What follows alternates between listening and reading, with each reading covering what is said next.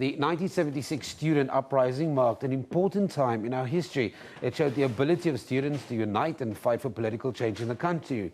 Recently, some of the students at the UCT showed the same drive when they protested for the removal of the Cecil John Rhodes statue. Today in studio, we are joined by Seth Mazibuko and Ntuthuko Mkhombothi to discuss the role of student activism in fighting for transformation in South Africa.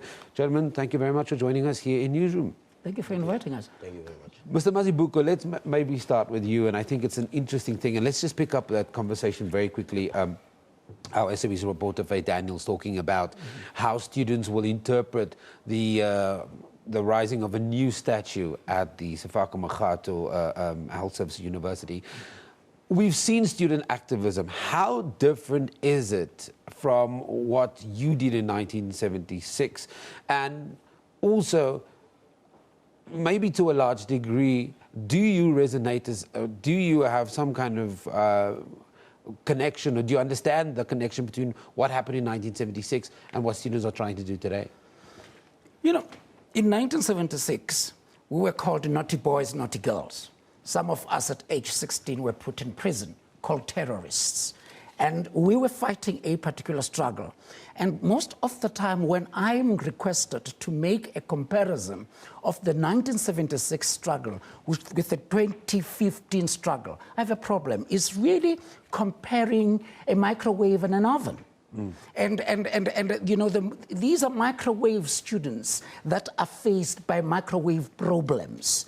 And we were students faced by oven issues. And if you separate the two, then you are able to say to yourself, in 1976 we threw stones against apartheid.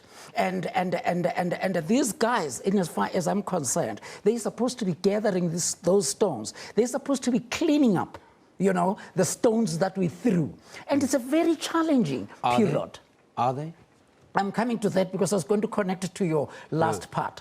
In 1976, we boycotted and did everything under those statues. Look, we bent down bottle stores that were feeding liquor to our parents. We said we don't want them because they were also positioned next to stations, you know, train stations and all that. We actually boycotted, you know, the West Rand Administration Board structures. Now, these guys are saying, same thing that you fathers did. We're doing it at another level. We cannot still be under those statues that actually oppressed you. So I resonate very well with what they're doing. I might maybe be differing with how it is done, but as much as other people will differ with how 1976 students did it. But now maybe we need a situation where we are saying, Mahatma Gandhi, should he go? You know, just now what is announced about the Medusa. I'm worried because as we are busy putting up these new statues, there's a new argument that is coming that says, who are these new ones? Who are they representing? Are they the ANC people? Where are the Black consciousness people? Where are the PAC people? There might be another battle that comes in. Now, we need to really do this in a very sober and a dignified way and start saying, which are these statues that we want in the place of Rhodes, of Cecil John Rhodes? Who do we put there? Do we put Mugabe, or do we, I mean, because from Rhodesia to Cecil John Rhodes? Now, what do we do? I think there must be that conversation. Actually, there must be a national dialogue. These students have actually invited us into a conversation as a nation. Some codes have some kind of saying, we have removed apartheid and all that goes with it. How then, from their voices, we should be asking, how do we take that struggle to another level where we start saying, who do we put on there? So that we mustn't find this tension again becoming partisan. There's already the tension, let me assure you. It's interesting that you're talking about, for example, about Ntuthuko Mkhombothi. I mean, we understand that he was a teacher, a unionist. Although he was the second president of the ANC, he was also instrumental in, for example, starting the teachers' union. He was instrumental in fighting for the rights of workers. So maybe Ntuthuko is not necessarily part of, maybe he is part of that discussion, but it's interesting that you mentioned that we need to talk about so many more people and which history is reflected. Let me bring in Mr. Mkhombothi here very, very quickly. we've seen student activism and the kind of the work that they're doing on the ground and the success with the Cecil John Rhodes. How do we engage the intellectual conversation that Mr. Mazibuko is raising about who should be erased? But more importantly, as a student activist, what causes do you think is worthy of fighting, and which causes don't you fight for? Well, thank you very much. I think firstly, I want to just abuse the platform to just send our solidarity with the students of Kenya. I think that is quite important.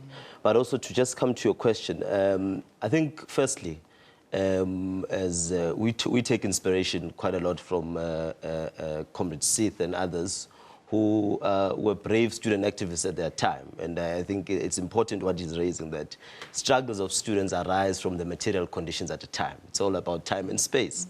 And currently, what students are raising, what we are raising as students, is that, look, you have 20 years of democracy, but the legacy of colonialism and apartheid is still very entrenched in our institutions of higher learning. The institutional cultures, if you look at questions of academic staff complements in these institutions, and institutionalized racism that still persists in this.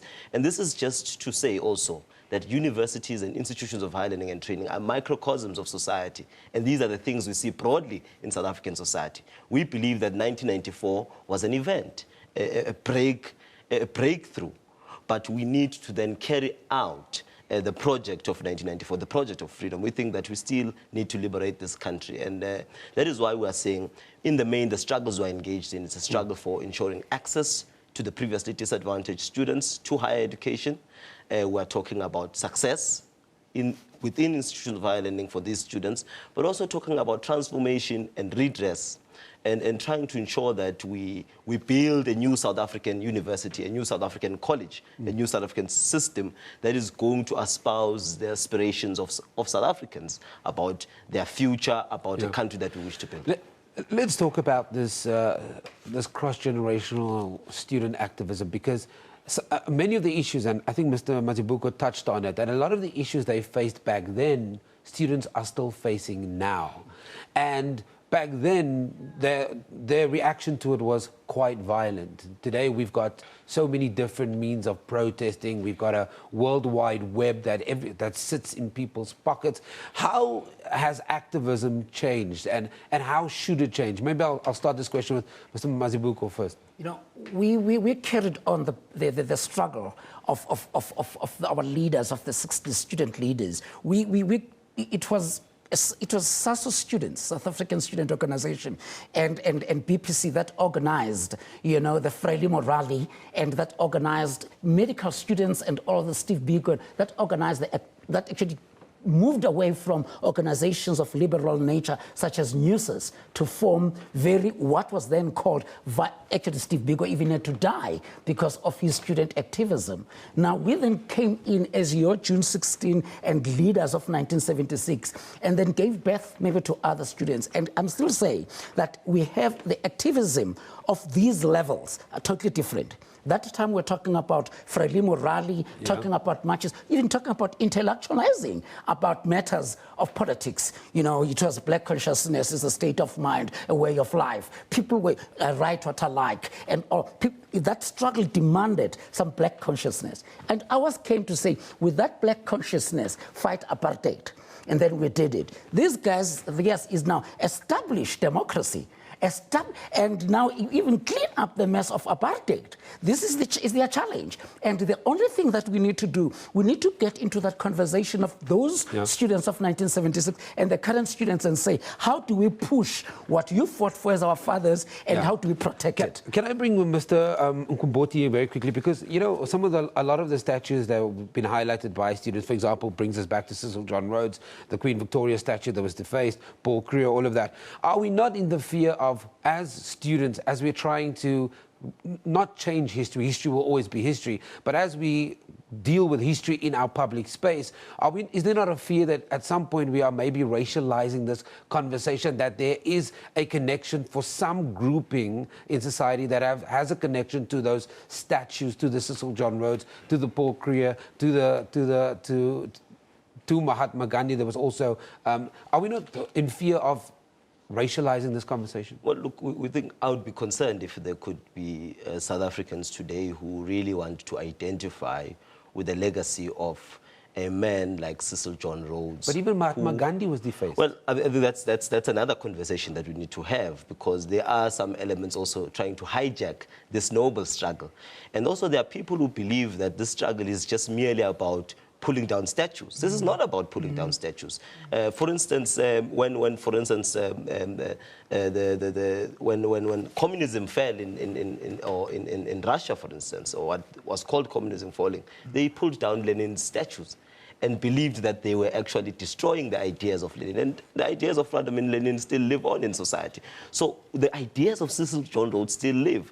The issue is to contest and really eradicate the ideas and the legacies that are bequeathed by Cecil John Rhodes and the likes of Paul Kruger. Gentlemen, this is a very interesting discussion, and I'm sure that we'll keep on talking about it and invite you back. Seth Mazibuko and Ntuthuko Mkhombothi talking to us about student activism and maybe the differences and some of the issues that we're dealing with, what happened in 1976 and the student activism of today.